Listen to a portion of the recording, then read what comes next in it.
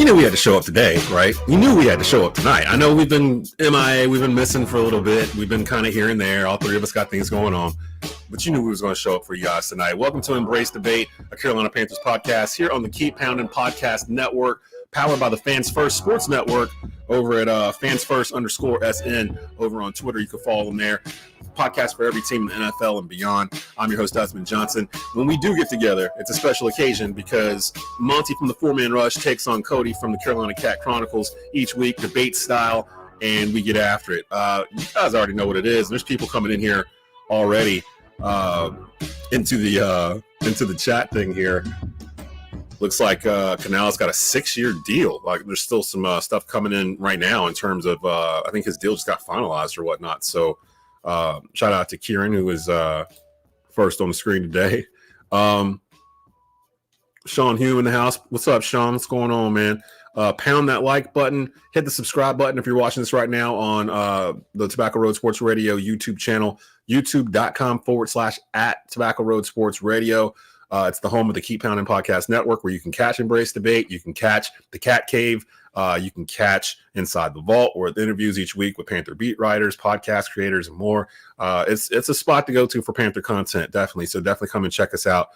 Give us a like and subscribe. Fellas, what's happening, man? I know we've been talking the past couple of weeks, but we haven't been able to be in this environment in a while. What's going on? How you guys doing?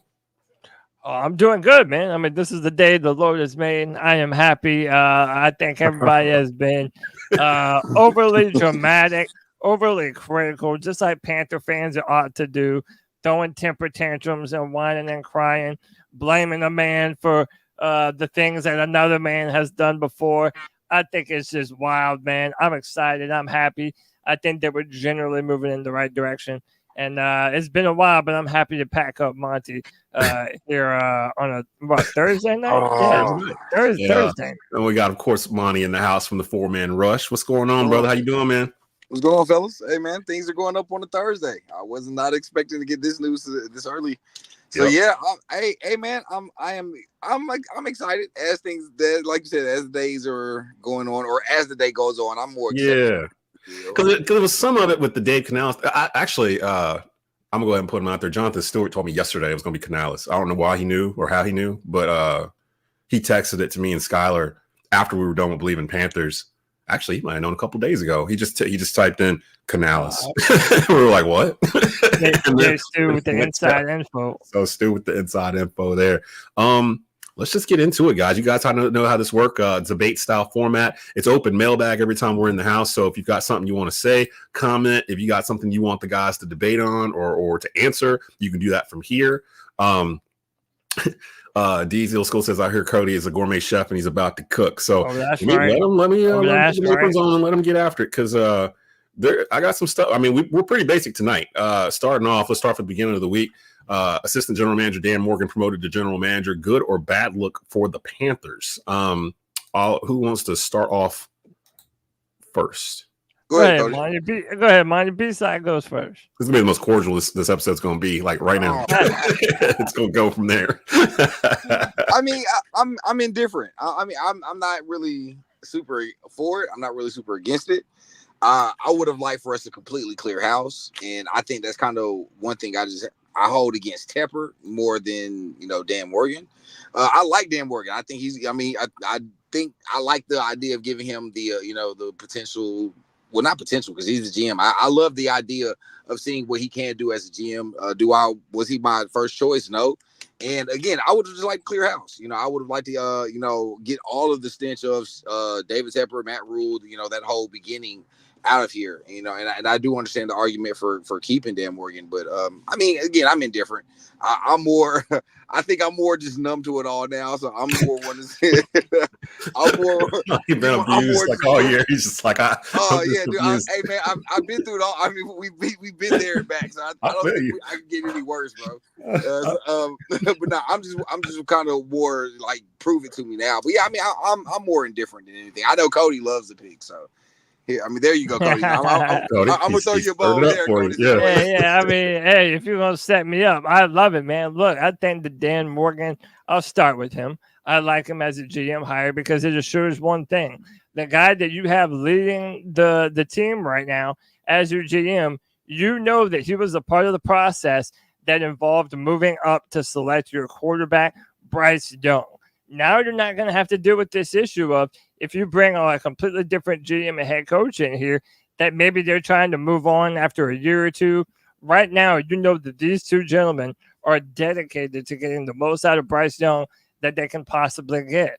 I think that a lot of people blame Dan Morgan for the sins of Scott Fitterer and Matt Rule, to be frank. I don't think that he was high up enough on the totem pole of decision makers to really be blamed for some of the moves that Panther Nation is really upset at in recent years. Desmond, I made the example on Twitter that it's like, to me, that reminds me of like trying to blame Brandon Beane for all the things that Dave Gettleman did and how much we wish that we would have had a Brandon Beane after we fired Dave Gettleman. So I think this is a great thing. I love that he's a talent evaluator more than an analytical guy. It means that he knows what he's looking at when he's watching film of these players. And, dude, he has been to a Super Bowl playing with the Carolina Panthers. I love it up and down. And then moving on to Canalas, man, like I love the head coach. Oh, hold on. Before you get to Canalas. Let me not get ahead of myself. But overall, I'm very happy. No, you're right. But overall, I am very happy with Dan Morgan. I feel like fans were kind of like too critical of this move almost like they're just trying to complain about something. I think there's a lot of reason to think that this is a good move for the Panthers, man. Well, okay, so for me, I think I posted something on Twitter about it where we as a fan base, and I'm including myself in that as well, we are the most knee-jerk, emotionally charged fan base there is. There's a reason why we do believe in Panthers on Tuesday. Like we talked about it. We're like, well, let's wait a day, let's sleep a night or two, and then do the podcast on what we saw on Sunday. So we're not just emotionally reacting to what we just saw, which is typically bad. With this, as soon as they said Dan, I thought Dan was in the lead probably about a week ago, just from the reports and hearing that he was in there. And then I started hearing that he was actually in some of these coaches' interviews as well, like some of these while he's being considered for the GM. And I'm like, that's weird that he would be in there while he's being considered with these other GMs. So at that point, I was like, okay, it's his to lose at this point. And I had to remind myself, hey, I love Dan Morgan as a person. One of my favorite Panther players of all time. He still holds those single record for most tackles in a Super Bowl. Super Bowl 38 versus New England. I've seen two different numbers. I've seen 18 and I've seen 25. I don't know which one's the correct one, but I do know he still holds that record. And then I wanted to put down here at the bottom, if you're looking down here, I think a lot of people bought because they didn't know his career and where he's been. He was a scout for the Seahawks starting 2010 when he retired. From 2011 to 2014, he was the assistant director of personnel for the Seattle Seahawks. He helped build the Legion of Boom that won the Super Bowl in 2013. He was part of that group that selected those players and drafted them. And if you remember, the Legion of Boom wasn't just a bunch of first-round picks. Like, they were deep in the draft picking those dudes. Richard Sherman was a fifth-round draft pick. Cam Chancellor was a third-round draft pick. I think Brandon Browner was a first-rounder. But there wasn't a lot of first-round picks in that Legion of Boom. They just went for a certain type of player and found them throughout the draft. Dan Morgan was a part of that. So for me, I'm looking at like, okay, what's the number one issue we've had the past 5 or 6 years or so? Finding talent in the bottom part of the draft. Like when Hurdy was here, we always know a first round pick. Even Gettleman kind of got it right. But after that, we don't know what we have after 3+ years of drafting. And that's the thing that scares me the most going forward. Depth is our main issue because of our draft. So with Dan being there, that makes me feel a little bit better. 2015, 2017, director of pro personnel for the Seattle Seahawks. In 2018, he left to go work with Brandon Beane in Buffalo, 2018 to 2020. 2021, now, if I'm not mistaken, that's during a stretch where they drafted who? Josh Allen. 2021, 2023 becomes the assistant general manager of the Carolina Panthers. And 2024 to now, he's the general manager of the Panthers. So he's got a track record where you can go, if you really are worried about him, go back and look at what he's done. He didn't get it just because he was a linebacker for the Panthers. Like, looking back on it, I think Frank Reich got the job because he was a quarterback for the Panthers back in the day. Like, because I don't know what plan he threw at them that wowed them so much, and then for it to turn to what it turned into. And we'll get to Canalas in just a bit. But with Morgan, I have seen people worried that he's a quote unquote yes man or whatever to David Tepper. We do need to stop this narrative that David Tepper is this like Disney villain, like, because none of us know him. We don't know him. None of us have been in the room with him. We don't know his temperament. We don't know how. We've just seen literally bits and pieces of this dude, and we've decided to make him out to be this meddling owner that gets in the way, and he short circuits, and he oversteps and all this stuff. We don't know any of that. You know what I mean? Like, we don't know what he's doing. We don't know what any of them are doing. But that's kind of been reported, Des. It's kind of been reported multiple times that he's a meddling owner. He does get in the way. He does, in fact. I mean, because at one point we were just talking about a couple weeks ago how this is a toxic environment because of David Tepper. Well, so, I feel like it was more. It's also being reported right now. Yeah. It's also being reported right now that Canalas is still reporting directly to David Tepper. Which is so fine. a lot of fans are kind of upset that. But here's the simple fact of the matter, Desmond. Until we start winning some games, they're gonna think that's old Scrooge McDuck up there, up on his up in his winning top changes floor. everything. Yeah, winning changes everything. And that's that's fair. You got to say that's fair. You know, that's since he's taken over the team, we've done nothing but lose. And in losing now historic fashion. So I think it's kind of fair that a lot of the smoke is directed at David Tepper. I mean, and whether some of it's fair, so whether it's not, like, dude, you are the fake. You know, when you bought this team, you were the one saying you want to win Super Bowls and you want to compete, you know, and you want to compete quickly. And we've done the exact opposite, you know. So every report since then says he's been a meddling owner. I think that's true. But you know what, to kind of speak to your point a little bit, though, Desmond, right? Let's say you're an optimist and Bryce Young turns it around in a year or two. I really do think David Tepper was one of the leading influences on getting Bryce Young to the Carolina Panthers. Oh, absolutely. So if that's true, if we end up turning it around, he's going to be given credit for that, too. So winning changes everything. I think throwing a drink at a Jaguars fan probably didn't help the scenario very much. But I mean, I think he's trying to do everything in his power to help this team win right now. I've heard different conflicting reports on that cup throwing thing where the person who was throwing Marquise Haynes. Yeah, Marquise Haynes was when he had the concussion on the field. The guy was making fun of him. David Tepper, there was some back and forth. And what you see in the video is the very end of it. Tepper didn't even know he's on the video. My whole point is, how many times have we heard David Tepper talk? You can literally count it with 2 hands, like literally, like. And I see people in the comment section saying stuff, and I tell you all the time, look, we ain't the ones. Like, don't come into the comment section saying stuff and then, you know, like slink off or whatever, because I will call you out. I will pull your name up on the screen and we will talk about it. There's just seriously though, there's been 6 years, right? David Tepper has given us I think 4 press conferences in 6 years, and usually it's after he's fired a coach, or hired a coach. So we had the one after the draft that was kind of impromptu. He wasn't even supposed to be in it. He just kind of came out from around the curtain and started talking about Bryce Young and how they got him and all this other stuff. When they I don't even think he spoke when Rivera got let go. I can't remember when they let Matt Rule go, when they let Frank Reich go. He doesn't do interviews. He doesn't do podcasts. He doesn't do like sit down long form interviews. We don't know this man. That's my point. All we have to go off of are these little bits and pieces from the press conferences, what people have been writing in articles, and that's it. But all I'm saying, I'm not defending him. I'm just saying, look, we can't cast him as a Darkwing Duck villain until we know for a fact that he's a Darkwing Duck villain. And if he is, like I said, I don't believe in Panthers. Lean into it. If you're this dude, if you're this like heel or whatever, be the heel. We'll cheer for you. If you become it, that's fine. Don't deny it if you are. But all I'm saying right now is we don't know for sure that he's meddling, because to me, if you own an NFL team and people are telling you you're meddling because you're interested in the team and you want to be involved in decisions, isn't that your right? You're the owner of the team. Like, it's your right, but you know, again, supposed to be I don't mean to like draw this out, but now that you have the rumors, or not even rumors, it's confirmed that they still have to report directly to David Tepper.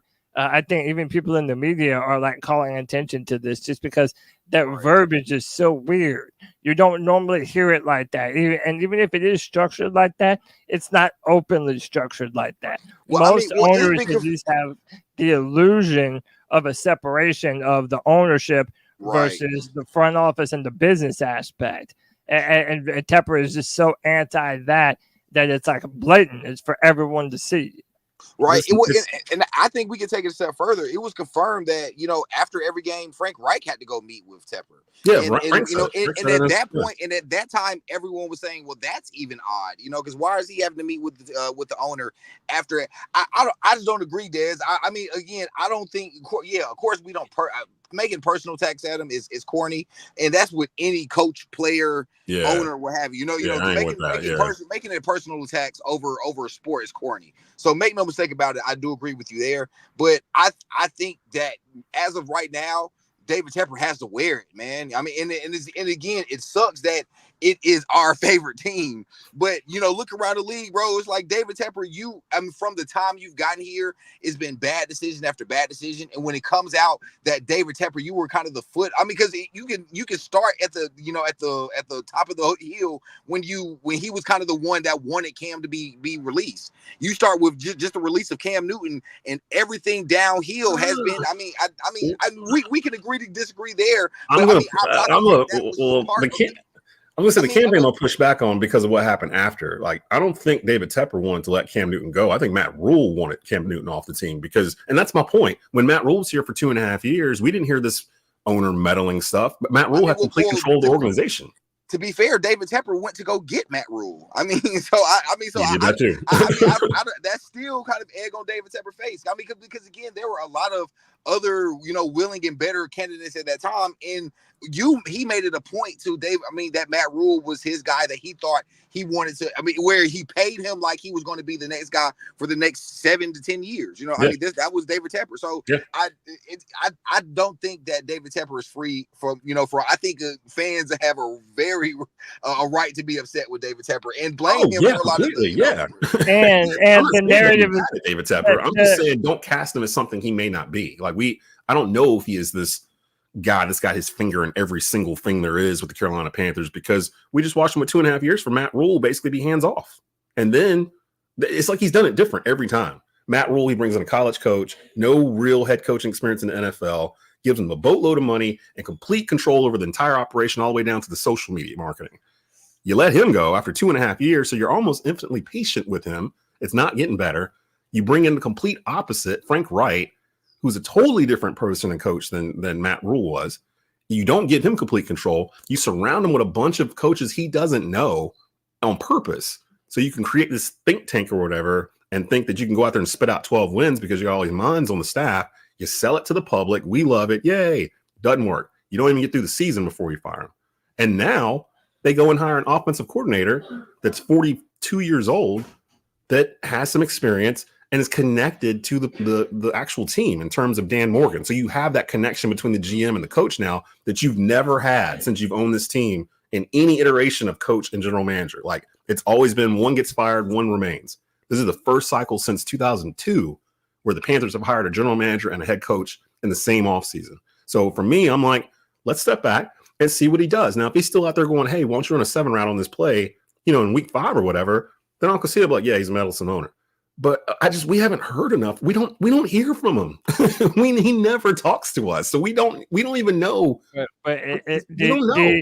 The narrative is already out there, though. The narrative is out there. It's like if you're in 3rd grade and some little kid that you got into a fight with on the schoolyard made up a rumor that you peed in the bed, and now even if it's true or not, all the kids think that you're the kid that peed in the bed. Yep. So it's like on Pat McAfee.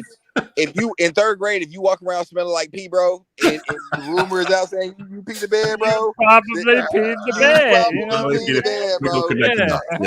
You probably did it. Panda says Tepper gave us concerts, bro. We shouldn't say anything bad about him. Beyonce, like we should all be. He didn't get no Taylor Swift though. He didn't get that Taylor Swift action in Charlotte, did he? Like, I don't know why. She went everywhere else, but she didn't come to Charlotte. So maybe it was the turf. Hey, we're not going to say we got Beyonce, but then we didn't get Taylor. We're not. Yo, I think that was when I went to Spartanburg when Beyonce was here. I think I remember that. Yeah, it was when I went to Spartanburg for training camp the night that the rain or whatever came through, and I didn't get a chance to watch anything. And I'm going to Monster Subs the next day. I will say this though, as someone who lives in Charlotte, I am happy that Tepper is bringing training camp back to Charlotte. That way I got to go all the way to Spartanburg. So I've seen a lot of people that's a happy plus. that you don't have to go to Yeah. Spartanburg anymore, that it's going to be in Charlotte. So some I'm not changes. gonna lie, I'm not a fan, bro. I actually Yeah. love the trip to Spartanburg. I'm not gonna lie. See, I didn't get a chance. I never even got to the campus. I never even got to Wofford because of that storm that morning. I just ended up driving down 77 to Monster Subs. I ate lunch and I came back up the highway, went home. So the whole thing, I was in like a 2-star hotel. Like I thought I was going to get killed. Like it was crazy. That's out of Spartanburg that you don't want to be on. I didn't know that from booking the trip on Google. I was like, oh, $60. And I put it in, got to the place. I'm like, oh, no. Spartanburg is definitely scary. No. It was bad. It was really bad. So I learned my lesson. Later on in the week, offensive coordinator for Tampa Bay, Dave Canalas, hired to become the Panthers head coach. Was this the right move? Who wants to tackle that? Yeah, I mean, I guess I'll jump on this first. All right. So look, Canalas' record is underneath here while you go. Yeah, I mean, listen, I think the biggest selling point and the reason why fans should be excited about Dave is what he's been able to do with the quarterbacks that he's worked with. Not only did he have a great record for a long time in Seattle under Pete Carroll with Russell Wilson, but then he was able to get Geno Smith to be a 4,000-yard passer as their passing coordinator. Then in his first year as an offensive coordinator, he comes to the NFC South and makes Baker Mayfield, someone that we're all too familiar with, a 4,000-yard passer, over 30 touchdowns. I mean, he had better statistical numbers than Tom Brady did the year before, man. And listen, I mean, we've had so many debates about Bryce and Stroud and what quarterback fit what system. I think Dave Canales is the type of guy that's going to look at the things that Bryce does well and will put him in an offense designed to have him thrive instead of trying to fit a square peg into a round hole.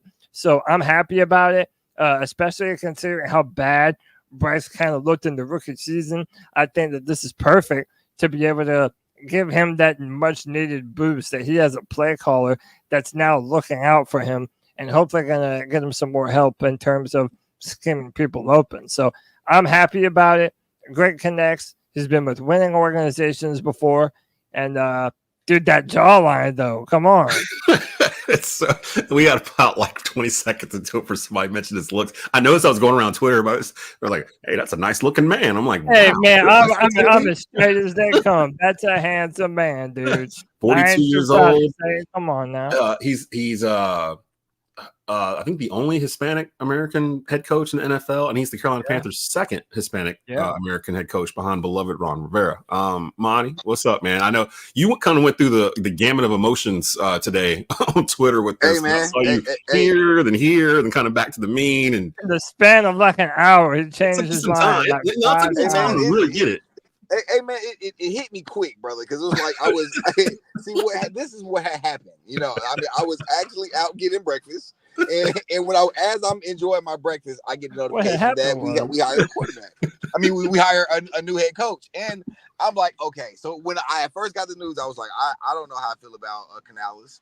As I finish my breakfast, as I digest, I go through the first emotion of anger.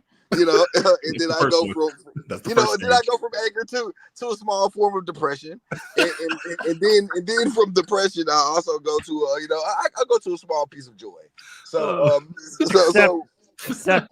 Cody, you're right.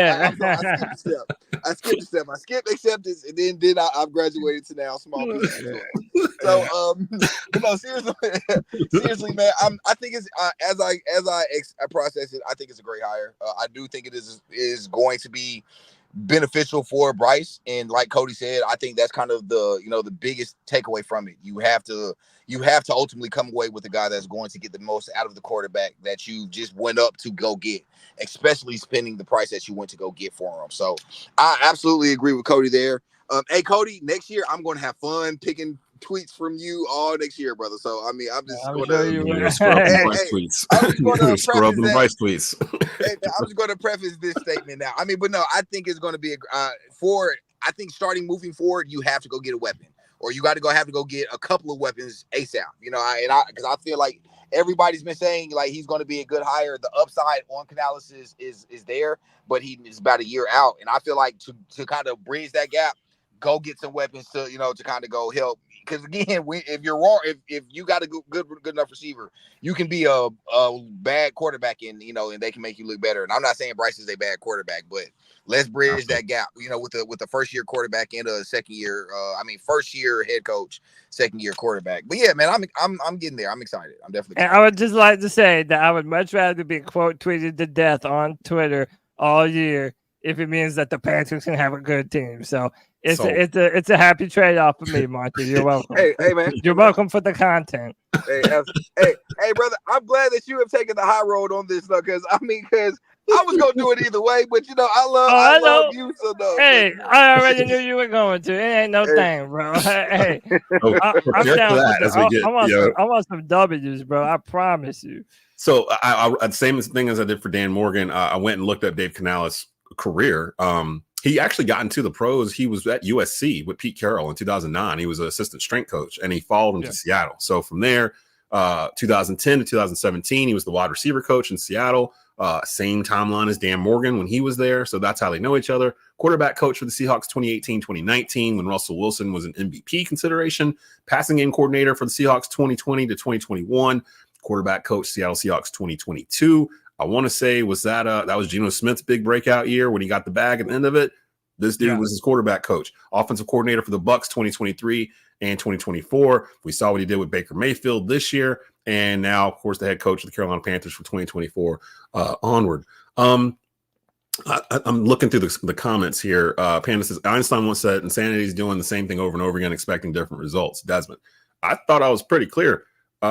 He's not doing the same thing. That's the whole point. Like literally every time that David Tepper has hired a new coach, he's done it in a different manner than the time before. And the time before, like all 3 times he's hired a head coach, not interims, head coaches. He's done them a different way. College coach, long leash, give him all the money, all control. I kind of say this. I made a joke with my buddy earlier. It's kind of feel like he kind of fell in the middle of both hires from Matt Rule to Frank Reich. First hire was a first year coach, that had really no experience in the NFL. Yep. Then you had your second coach that had, years and tons of experience. Maybe too many years. Too much experience. He went all the way to the mean. Your third, exactly. And now your third coach is a first year coach, but just had years of experience in the league. And I feel like so he is learning. I will give him credit. He's learning. He's definitely learning now, but it's hard to give him grace when he's kind of put us in this hole as well. And I feel like that's kind of where a lot of fans feel it's hard to say, yeah, you're doing good of digging us out of the hole that you put us in, but he's doing a decent job of trying to. Yeah, and that part I will not excuse, because what they have done to this roster over the past couple of years in terms of it's crazy too, because you remember when back in the day, you'd have the arguments about can Christian McCaffrey run in between the tackles, or is DJ Moore number 1 wide receiver, or just really dumb arguments. Now looking back on it, with them all gone, and we're just like, it's like the Will Smith meme from Fresh Prince, where at the end of the show, when you stand in the living room, there's nothing there. They took all our players. They took all of our players. Like, I feel so bad rooting for the 49ers this weekend, but I feel like I'm obligated to, because Christian McCaffrey's there. Steve Wilkes is the defensive coordinator, and I feel like they're kind of us. And I felt like that a little bit about Buffalo too last week, where it's like, we call them Panthers North. We have for years. They've got so many people from the Panthers organization in the front office, on the field, in the coaching staff. They literally took our 2015 Carolina Panther team and moved it up north. Like, if you look at the Buffalo roster, it's pretty much the 2015 Panthers. Yeah. The Ravens right now are kind of the same too. They're kind of built in that same mold. So I just look back and I'm just like, man, we don't even know how good we had it. You know what I mean? Like, we really were on the verge of something, and I don't know what happened. I don't know if it was just Cam's shoulder getting blown out, but something changed the trajectory of this franchise. And the problem now is that we're watching a first-time sports owner and David Tepper learn this stuff in real time. Like, we're watching him learn and make mistakes in front of us, and it's getting amplified because us as a fan base, we're not used to winning. We like to win, we want to win, but we don't win very often, and we get very frustrated when we don't win for long periods of time. And now it's been 7 years since we've been to the playoffs. I don't necessarily agree we're not used to winning. I think, to be honest, I think we're giving Dave Tepper a little more grace than what he's earned, man. I mean, because to be honest, I think we've never been a consistently great team. We've never been a consistently winning team, so that's fair. but we've been to 2 separate Super Bowls in 2 separate decades under 2 different coaching staffs. So and the last coaching staff had a 2-time coach of the year, that went to the Super Bowl. So I don't agree with we're not used to winning. I think that now, to your point, Cam Newton kind of carried a lot because, for the whole Ron Rivera, Cam Newton era, you can say Cam Newton was the big reason for why we were relevant in the, in the NFL. I think that's nobody can deny that. You take Cam Newton off this team and we're not the same Carolina Panthers, so I think Cam Newton deserves a lot of that credit, but I think we've been a consistently mediocre team, for the 20 years. But to be fair, the 6 years David Tepper's been here, we've been a consistently below average team, and it is the difference. Yeah. We are 2 Super Bowls away from having the same number of Super Bowls as the Baltimore Ravens. You know what I mean? So it's like if a few more things flow our direction, I think we're looking at completely different. But also, I think when you compare us to some of the other teams that have kind of been stuck in the doldrums, like look, the Detroit Lions, who are doing so good right now, they've never been in a Super Bowl before. Nope. So it's like there's we're not the worst team in the NFL, but we're looking for that consistency because we've never had those highs connected to one another. It's a high, then a low, then a high. It's that zigzag effect that we're all tired of it, and hoping that Dave Canalas can kind of help us move on from. Two things I noticed when Canalas got the job earlier this morning, just kind of following Twitter and just kind of seeing what players and people around the league were saying. A lot of love, admiration from coaches and people in the league that know him. He's a very personable person. Yeah, former Panther players, very personable, very good offensively. I saw a clip where he was saying at the podium, he never goes into any game going, I'm going to pound the rock or we're going to air it out today or anything like that. He's very adaptable. He's very, very good in terms of helping quarterbacks get the ball out quick. Very good screens, things like that. Pete Carroll speaks glowingly of this dude. Like I saw that, and then I saw some clips of him at the podium. One of the first clips I ran across was him giving praise to Ejiro Evero from when we played them and how Evero's defense stopped his offense. And he was like, well, for starters, we need to start off with EJ's defense and what they did and blah, blah, blah, which is why I'm kind of hoping, and I think it was the next question here, should the Panthers retain defensive coordinator Ejiro Evero and special teams coach Chris Tabor? They're both under contract. Evero had some head coaching interviews, I believe. Falcons. The Falcons hired Raheem Morris earlier today. It feels like they're going to try to keep Ejiro Evero as defensive coordinator. Tabor's the special teams coach. You got Canalas as head coach, and I think he said he's going to continue to call plays, which I'm fine with. He can bring up there's a guy in Tampa, I think his wide receivers coach or something that came with him from Seattle that he'd probably bring with him to be the passing coordinator or the offense coordinator or whatever, but they'd work hand in hand, but he'd probably call plays during the game like Sean McVay or Andy Reid or any of these other, offensive minded quarterback or offensive minded coaches. He's 42. So if you remember what Tepper said, he wanted somebody that he could have for 20 plus years or whatever. He fits that mold. And I'm seeing in the comments that people are commenting on the fact that it's not like a splash hire or something like that. We don't need a splash hire. We just tried that last year. Like, that's the wrong way to go. Like, that blew up in our face. I'd rather have the guy where half the people don't know who he is, and 2 years from now, everybody's like, dang, why didn't we go after Dave Canalas when we had a chance? Like everyone does with Dan Campbell, or like everybody does with Sean McVay, or whoever the next hotshot coach is. We never knew they were going to be that guy until after they got into the position and started winning games, right? So, I mean, Canalas seems like he fits the mold of those next guys coming up.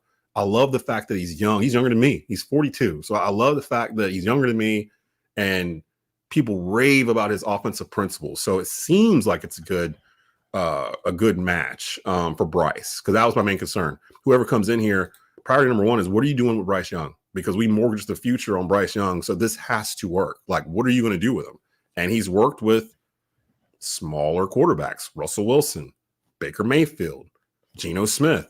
They're all 6 foot or shorter. So, like, he can scheme this. Like, I know Ben Johnson was the favorite in the clubhouse, but the head coach don't necessarily have to be from Carolina. He just needs to understand what Carolina is. Like, you just need to understand keep pounding, like what it means and all that stuff, and adapt to it, roll with it like Rivera did. And the fan base will fall in love with you. We may not be used to winning. Like Monty was saying, we kind of, what'd you say? We're used to mediocrity or something to that effect. We've been consistently mediocre. Consistently mediocre. Even the 2 Super Bowl trips we went on, nobody was expecting us to go to the Super Bowl either one of those years. Like, it kind of came out of nowhere. So it's not like they were expected to win. Like, we just went and exploded and went to the Super Bowl. Do you want Ejiro Evero and Chris Tabor to remain in their positions here, or would you like to bring in someone else? Although at this point of the party, the pool's getting kind of thin, fellas. Like, is Evero probably the best choice at DC? I'll go ahead. I absolutely think so, man. I think before actually the season started, I actually said Chris Tabor is probably one of the best, if not the best, special teams coaches in the league. Agreed. So it's hard to replace the best or a top 5 special teams coach. And I feel like keep him. If he wants to be here, or if he's willing to be here and remain another piece to the puzzle, then by all means keep him. And same thing here. I feel like with Zero. I feel like he's one of the better defensive coordinators in the NFL. And keep, you got to keep your strength strong. And definitely, I'm a key piece. I'm a key or loud person with keeping some of your key pieces there. And I feel like he's made some of our guys better. And then that's with limited pieces, because Shaq was hurt, so then you have Louvu come over and play a position that he never played, and he's played great at the middle linebacker position. Yep. Dante Jackson has had a solid season for coming off an injury, and a lot of people have changed their tune on Dante Jackson, and I credit that to Evero.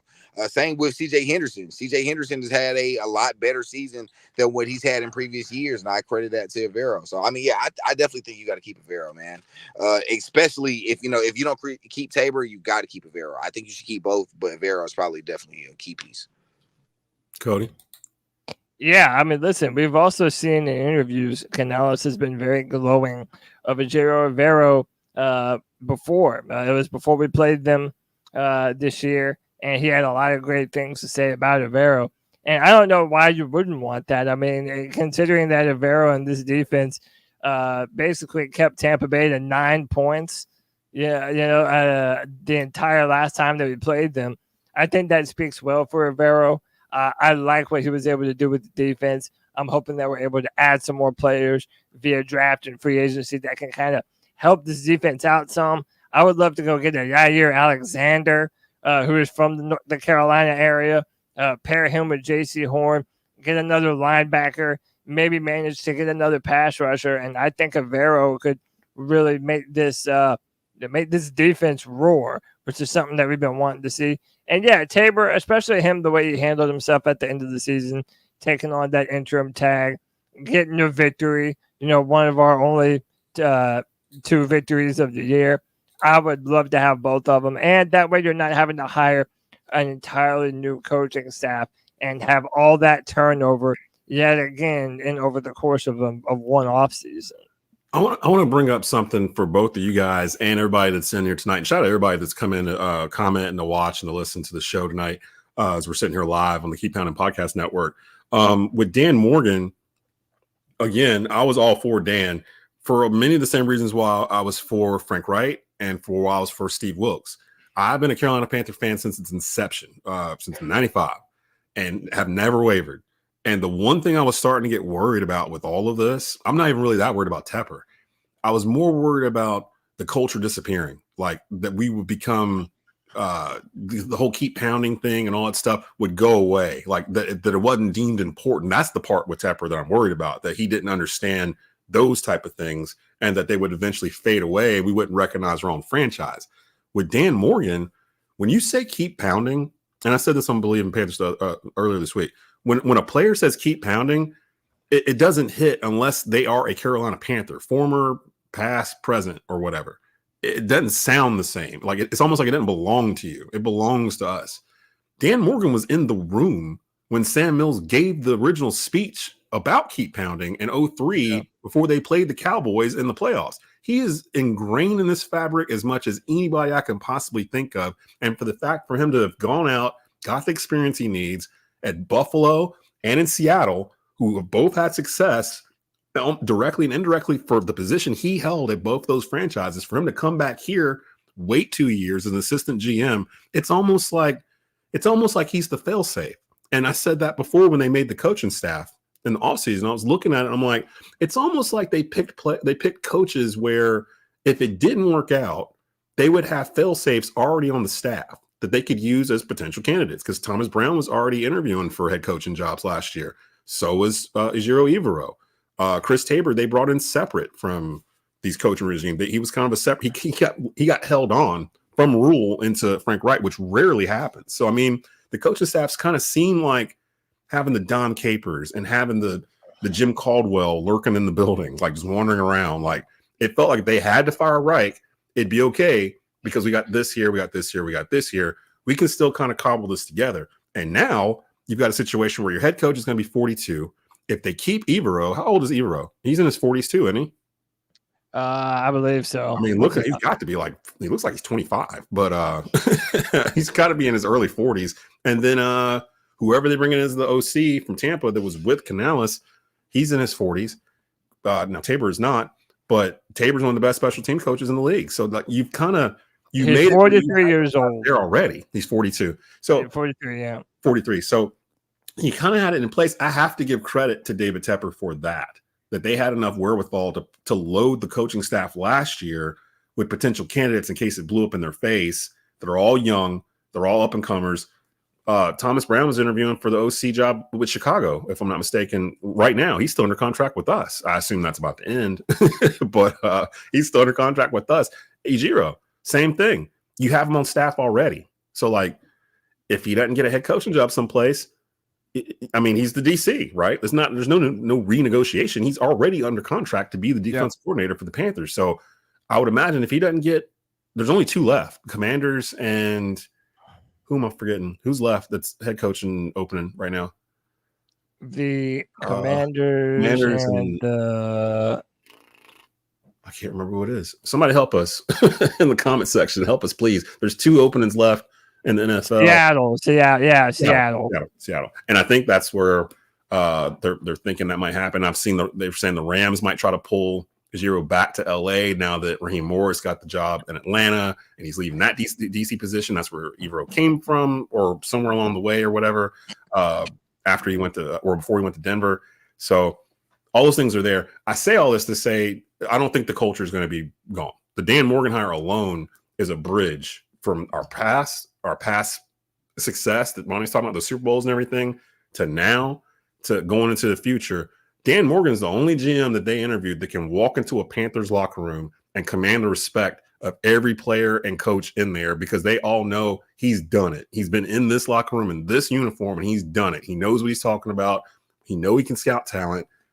Dan Morgan seems like a knockout hire to me. Now he's got to go out there and prove it, but I feel way better about that than when they hired Scott Fitterer. And then Canalas, again, I'm talking myself into it more. I wanted kind of somebody like this where it's like, I want the expectations low, because when Wright came in with the all-star coaching staff or whatever, we were picking division winner, playoffs, Bryce rookie of the year. Like sky was the limit. We were like, oh, our division's trash. We're going to kill everybody. It's going to be great. And it blew up in our face. And that's why it hurt so much. I don't think any of us are going to pick us to win the division next year, or go to the playoffs, or, you know what I mean? Like, expectations are going to be so low that no matter what they do, it's going to be better than what we just went through last year. And that's a benefit. Like, that'll get the crowd back into, the good graces of, or that'll get the team back into good graces of the crowd, I guess you could say. Bonus question. Let's stay in the NFC South for a minute. Atlanta interviewed twice the hooded one, Bill Belichick. Would Bill Belichick take a coordinator job in 2024? Because the way it sounds, Ben Johnson is going to get the Commander's job. Like, they're just waiting for Detroit to get knocked out. And then Seattle, I don't think that they have even interviewed Bill Belichick. I think he's only interviewed with Atlanta. So are you more surprised that more teams didn't go after Belichick now that he's out there? Or are you not surprised at all? I mean, I think that he probably was in the running for that Atlanta job. He had 2 interviews with Atlanta, and for a while it seemed like that's where he was going to go. But no, I don't ever see Bill Belichick settling to be just a coordinator somewhere. If anything, I think he would take a year off, kind of see how this next year plays out. And I know he's getting older, but again, he doesn't have to prove nothing to anyone. So I'm not thinking about head coach this year for Belichick, but I think it'll probably be next year. But I just don't see him ever wanting to give up that head coaching, like giving up the reins to someone else. Like that just doesn't seem right. So I would say. I kind of agree. I don't think that he would. I think he would more take a year off, and again, taking a year off, revamping, coming back, and then having a completely different game plan could also be beneficial for him as well. He take a year off. He'll be 73 when he comes back. Yeah, but how old is Pete Carroll? How old was Pete Carroll before he retired? I think Pete Carroll's older than him. I think Pete Carroll's that's what 70 something now. Pete Carroll I thought was older than him. So I mean, it's doable, man. I mean, Andy Reid is getting up there as well. So it's like this. Older coaches, can survive, and I feel like he has the respect where any team will accept him. I mean, maybe not any team, but a lot of teams would accept him, especially taking a year off. I just don't see. I think he would probably go into more of a upper management position before he ever went to a coordinator position. See, the problem here is that Bill Belichick is 13 victories away from breaking the all-time record from Don Shula. So, it should have been Dallas, to be honest. Dallas should have scooped him up because, out of all there's 2 teams I can think of that if they could just Phil Jackson this thing up and just drop him in there and go and win the title that year, it'd be Dallas. Yeah, but there's no way Jerry Jones and Bill Belichick could coexist with each other. He had Belichick's mentor and Bill Parcells, and that kind of worked for a little bit until Parcells. I think, but that's younger Bill Belichick versus now you have a 6-time championship winning Bill Belichick with Jerry. I can never see that coexist. The other one was Buffalo. And that was when I was keeping in my back pocket. Like, say Buffalo flames out in the playoffs or whatever. It was around about the halfway point of the year when Buffalo, they needed to basically win out, and they did. So McDermott's pretty much safe. But I was like, what if they fire McDermott and drop Bill Belichick into Buffalo? Would they be the favorite to win the Super Bowl next year? And I'm like, yeah, I think they would. I think they would, because you said Andy Reid before. Hell, if I'm Andy Reid, I'm coaching until I'm 80. I got Pat Mahomes. Like, I can coach till I'm 80 years old with Pat Mahomes. I can't with Mac Jones. I can't. I think that's why a lot of people thought he was going to go to Los Angeles, because they had Justin Herbert. Like they were locked and ready to go. And if he's moving, and he's moving on from the Patriots that had the number 3 overall pick. So between Jaden Daniels or Drake May and Caleb Williams, you're going to get one of 3 really good quarterbacks. Yeah. So I don't know. That's also what kind of has me thinking that, like, he doesn't have to just jump on whatever is the next thing available. I think he'll still be waiting to pick and choose his job. I've heard he's actually really funny in person. Like, him at the podium. Yeah, we're on to Seattle, blah, blah, blah, like that kind of thing. He's in real life, he's actually pretty funny, a really personable kind of guy. He's one of those guys you got to kind of get to know him type of thing. I don't know how he'd be on TV.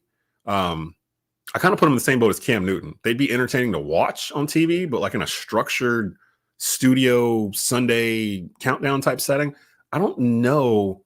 Although I will say it would be fun to see Bill Belichick and Rex Ryan on Mondays on Get Up. Like, that would be fun. Like, if they could coordinate that and have Belichick in there on Mondays and Rex Ryan across the table from him and just let them go back and forth, I'm here every day for that. So, I mean, I don't know. I just thought it was crazy that the dude's 13 wins away from the all-time, win record, and no one's really sniffed at him. I saw people were getting at us that we didn't even interview him. And it's like, you're the worst team in the league, and you didn't even bother to interview Bill Belichick. And I'm like, no. That'd be like, I don't know how y'all feel, but Bill Belichick is the devil to me. Like, the New England Patriots are like, I have them, I'm a Carolina fan. I have them in the same boat as Duke, the Boston Celtics, like all the teams I grew up hating. The Patriots are right there. So if Bill Belichick became the head coach of my favorite football team, I It'd be like if Carolina interviewed John Shire and made him the head coach of the Carolina basketball team. You know what I mean? Like it'd be like, or Bobby Hurley. Like what? Like what do we know? There would have been a riot. There would have been a riot, and I would have been leading it, and we'd have been down on Mint Street, and Bill Belichick would have had to resign because I don't know, man. I think a lot of fans would have accepted Bill Belichick, bro. I'm not even gonna lie to you. I think a lot of fans would. That would have hurt. I think that time for the hate for Boston has kind of subsided because Boston has kind of been bad now. I think a lot of fans would have accepted it, bro. Now I hear you though, because I probably would. I'm there with you, but yeah, I think a lot of people would have accepted it, bro. Dude, how about this? As long as he wasn't the GM, I'd have had no problem with it. Like the man has, the most Super Bowl trophies in history. Like, we could do a lot worse. I just don't want him making the draft selections because I feel like that's what he was not good at. No, he really wouldn't. They haven't been good drafting in years. Let me throw this fish in the room before we quit for tonight. Does he have all those Super Bowl rings without Brady? Was it Brady or was it Belichick? I think it's a combination of both, bro. Because you can't say that Brady didn't benefit from having some of those elite defenses that he built, bro. Oh, you know, I mean, you got to think about it. And Rob Gronkowski and Julian Edelman. Because at one point they did draft really well. I mean, that was the reason why they never drafted wide receivers because or high end wide receivers or signed high end wide receivers. They were always free agents that came in. Exactly. They would either always pick them up off the street or they would just draft like 4th round receivers and then Tom Brady would turn them into a stud. So I feel like it's kind of a combination of both. Early Tom Brady definitely benefited from having some of those defenses that Belichick built. Mm-hmm. Later on down the road, you can kind of say Belichick benefited from Tom Brady, but again, it's a give or take thing. You know, you sign Canalas to hope that Canalas can develop Bryce so he can carry Canalas to a couple Super Bowls. That's really ultimately what you hope for. You know, you hope for your coach can develop that guy to carry you for the rest of your career. I mean, that's how I look at it. I didn't mean for it to happen, but it is almost rivalry week here in the Carolinas. King Jermaine, the first shepherd on here says, "Watch your mouth, Dez." LOL. Hashtag here comes Duke. Hey, buddy, look, Carolina fans are outside this year. Hey, I don't think y'all understand what's coming. Outside this year, we were ready to see y'all this year. Hey, bro, I didn't want to say nothing because I was trying to keep it civilized. Hey, bro, y'all better watch our mouths in them comments, dog. It's big. Y'all don't know if they have not watched the Carolina Tar Heel game in the past month and a half. We outside, bro. We are outside. We smoking this year. Ready. Yeah, we actually smoking this year, dog. This is I told one of my friends, this is the Dean Smith roster that Hubert went out and put together in the portal. Like he had 4 kids coming back, and the rest of it he cobbled together in the portal. But it's like he had a list from Dean Smith himself that was 1 through 10. This is how I build a team. The 1 spot, he's got to do this. The 2 spots, got to do this. The 3's got to do that. And he literally went in and filled in the gap 1 through 10 of this roster. I don't care if it's Duke. I don't care if it's Purdue. I don't care if it's Kansas. Any of them. I'll see any of them. I'm at the point now where it's the past 5 years mentally scarred a lot of Carolina fans. Yeah. Where we went into games hoping to win as opposed to what we usually are, which is we're going to probably win this game. This is the first year since 2019 where I've been we're going to win this game at the beginning of each one. We're going to win this game and we're going to pull away in the second half. And that's literally what they've done. So are we going to Cameron first or we're going to Chapel Hill? It's next Saturday. I think it's at Duke first. And then I think it's at Duke too. So Jermaine, we're gonna pull up to Cameron. We pulling up that Saturday in between the where there's no football or whatever next week. We coming. Carolina Duke, 6:00, ESPN next Saturday. We gonna be there. And come on back through next time we do an Embrace Debate. We'll talk about it because by the time we come back on, we would have already seen each other and everything else. And I mean, this Embrace Debate, so y'all gonna lose, bro. You just gotta go south. You just gotta go the other direction. Y'all gonna lose big time, bro. I'm telling you now. That's spoken as a person who has no dog in this fight whatsoever. That's right. You know, Cody enjoys being on the wrong side of history, so it's okay. It's totally okay, bro.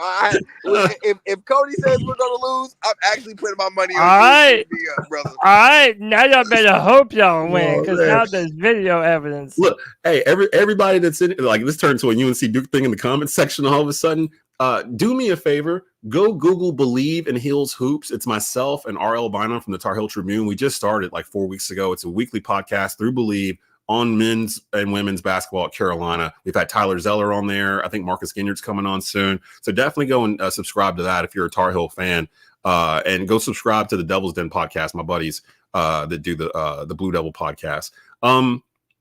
Just flipping through. It turned into Carolina Duke. So RJ Davis is the best player in the country. Like, I mean, check out. This is what y'all having. It's gonna be the first year too in like 6 years where both teams are ranked. Like we haven't been holding up our end of the bargain the past couple of years.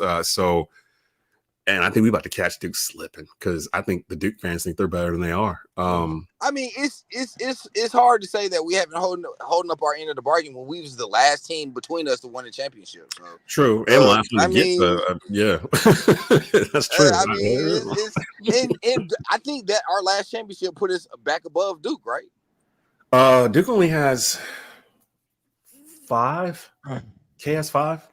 But this last one made 6 for us, right? Yeah, we've got 6. This last one, that's what I thought. Yeah, we don't count that first one, the one that the bread makers gave out in like 1921 or whatever. It was before the NCAA even existed, but Carolina hangs a banner for it anyway. The 1924 championship. We don't count that one, but the other ones, yeah. Like so, Duke 92, 93, 2001, 27, 2015. So that's what, 5? Yeah, so that was 5. Carolina, 57, 82, 93, 05, and 09. Yeah, 09. Yeah, I was going to say 09. 2017. So, yeah, we got 6. Go Clemson. Go Tigers. That's all I'm saying. Go Tigers, baby. Clemson? Yeah, go Tigers. Yeah, that's right. Good old days. Just said it for Clemson me. Like. Tigers, bro. Clemson Tigers. That's all we need. So we'll come back. They're doing good, right? They're doing good. Clemson. They were. They were a little bit. Yeah, they got the conference play and kind of went off. They're starting to reflect their football team, brother. They're not. I mean, all right, man. We need to get the hell off of here, dog. We're gonna run too long, man. Shout out to Debo. Shout out. I'm gonna. Was there? Oh, I don't think I had another one. I think that was it. So I think we're good. Follow the Keep Pounding Podcast Network on Facebook, Twitter at KeepPounding_FFSN and at Tobacco Radio. Subscribe to Tobacco Road Sports Radio's YouTube channel for more Embrace Debate, as well as other shows from the Keep Pounding Podcast Network. Follow the Fans First Sports Network on Twitter at FansFirst_SN. I think I got all those out. I'm not going to keep saying we're going to be back next week because we don't know. We'll be back when we see fit, when we decide to come back in and do another one. So these are almost like special, like annual type of episodes. When we come on, something big has happened. If we come on, then somebody's been fired, hired, we done picked up a player, something's going on. So when we were all doing stuff today, I was thinking about it in the back of my head. And right when I was thinking about it, Monty hit the Twitter. He was like, hey, we need to do an episode today. We got to go today. I'm like, yeah, you're probably right. We probably go ahead and get this together. So I'm glad we did put this in. Any last words, guys, before we get out of here for the night? Hey, man, C3 Friday free for all tomorrow at 7 p.m. right on the C3 channel. If anybody wants to come by, be a part of the conversation, you're more than welcome. Des, Monty, y'all know y'all can always run through if you want. I'm slide through. I'm actually open at 7 tomorrow, so I might slide through for a little bit. Yeah, man, come through. We'll be talking about everything. Dave Canalas, Dan Morgan. Is this the right thing? All that stuff, man. Tomorrow at 7. See, and I respect King Jermaine. And I think this is the difference between the Duke Carolina rivalry and the State Carolina rivalry, where he's like, nah, we Duke know y'all are the better team this year, but as history shows, that doesn't matter when we meet up. He's 1,000% correct. That game can go completely left for Carolina. Like, I have no idea, especially in Cameron. Like, those rims are different. But none of us like NC State. Like, yeah, fact. Yeah, none of us like. That is like the literal redhead stepchild, like that nobody cares for. We respect Duke. They're like the spotter at the gym for us. Like, we can't lift as much unless Duke is there with us, and vice versa. We could do without like the 100% could never Big play 12 State come again. get NC State right now. Come get them. Bro, 100% can never play State again. It would never lose sleep about it, dog. I promise you. It would never lose sleep about that. Never. They always talk so much smack that they get beat by like 25 by Duke or Carolina. Bro, it's like that in football too. It's like, bro, y'all talk trash to be trash. Like, I don't get it. I never understand. They're the worst trash talkers, I swear. So I'm sorry. I didn't mean to throw some friendly fire at NC State right at the very end. Well, I kind of did, but it's okay. Y'all will get over it. We out for today. We will be back soon because we'll have some more to talk about in terms of like the draft and them filling out the staff, and Lord knows what's going to happen in the next couple of weeks with the Panthers. So we'll definitely have that too. Oh, real quick before we get out of here, who are you picking NFC, AFC championship games this weekend? Real quick, who's going to Super Bowl? Baltimore and Detroit, absolutely. Ooh, you got a hood Super Bowl going on. That's a yes, you know it. Yes, boy, yo, that's a man. That's a I think Baltimore versus 8 Mile. That's off the chain.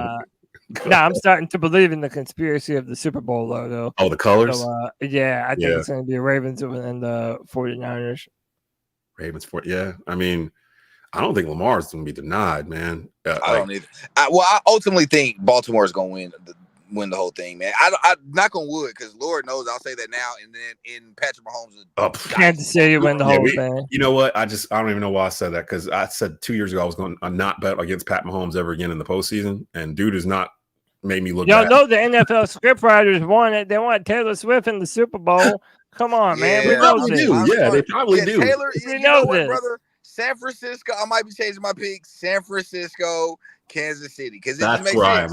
That's where I'm at. You know, Christian McCaffrey with Taylor Swift in the same. It just makes too much sense. You got a half butt naked Jason Kelsey running around screaming. Yeah, you got Brock Purdy. You talk about jawline. You got Brock Purdy, Christian McCaffrey. Yeah, it's like, yeah, man, I can see that, brother. So many storylines. Yeah, I'm on 49ers, Chiefs, because I'm gonna be real. I want Steve Wilson McCaffrey to get them one. That's kind of why because y'all know before we had the Panthers, I was a Cowboy fan. So anything 49er related to me is just weird to root for. But I love Christian McCaffrey, man. Like it's just so deserves it. And Wilkes too. Wilkes deserves this. Like if they get this last year. But you're gonna have to beat Pat Mahomes, bro, or Lamar Jackson, like to do it. And I don't know if they can beat either one because it's just Kansas City's wide receiver started catching the football. That's what changed with them. Like, who knew something as simple as catching the football could elevate Kansas City back to we don't want to play them. They're also running the ball well too, man. They're getting Pacheco. Pacheco's a dog, man. He runs hard. He's a very hard runner. I think if we get any glimpse of what we've been seeing from Lamar, though, I think Lamar is scary right now, dude. I don't think no team in the league wants to see Lamar Jackson at his best right now. He's like if Mike Vick and RG3 were merged into like one player, he kind of is like that. Because I don't want to compare him to Cam, because Cam was too big, like compared to Lamar, like in terms of size. Like they're not the same type player. They do the same things, but they're not the same type player. He's not as small as Mike Vick, and he's not as thin as RG3. But he's kind of built if you put them together, and their games are kind of the same. But his running ability, they're calling like straight up runs, like they used to do for Cam here. Like they're calling literally 10, 15 run plays for him a game that are exotic. Like they're sending people this way and then having him curl out that way with the ball, like he's the running back. Like it's old school, like Pop Warner style type of offense, but it's working because Lamar is the quarterback. And is there anybody having a better 9 months than Lamar Jackson, like on earth, in terms of what's happened to him? Like he negotiated his own contract, got the money, led the Baltimore Ravens to the best seed in the AFC. Looking like the MVP. MVP. Baltimore's hosting a conference championship game for like the first time ever or something like that. And it's all because of him. And they're blowing teams out. Like they're destroying teams. It's kind of it's like last week's game was ugly. Yeah, they weren't even remotely close. And they've been like that. They dropped 50 points on Miami this year. Like, I mean, they've been there the whole time. They're the most under the radar 1 seed team I think I've ever seen. Like, I've never seen anybody pick at them or anything. So, having said that, Pat Mahomes is coming. So, you know what I mean? Like, Pat Mahomes. It just seems like if there was a year where Lamar and the Ravens were going to do it, this is the one.